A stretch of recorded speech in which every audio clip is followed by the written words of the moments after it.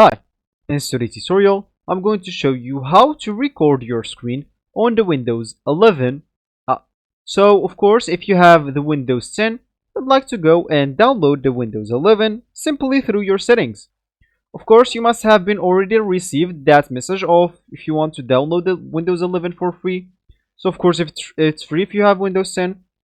So if you have it, if you have Windows 11 or if you have Windows 10, you can just go and download Windows 11 in the background. And of course, it will not affect your PC. You can still use your PC, and once everything is downloaded, they will actually ask you for a restart.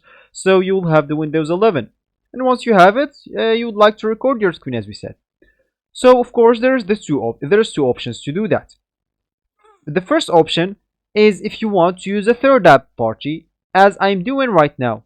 I'm using the OBS application.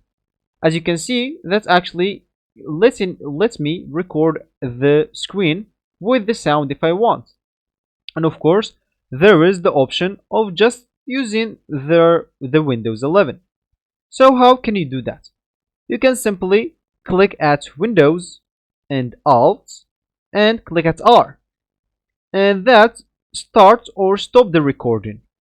And of course, record the last 30 seconds of your screen activity.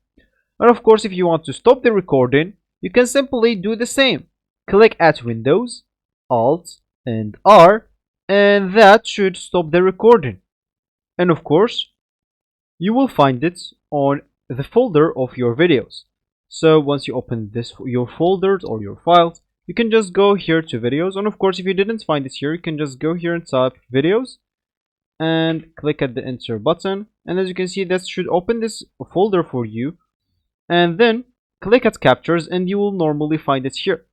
Of course, the recording will not start for me because I'm actually recording with another application, which is OBS, but for you, whatever you recorded, you will find it here.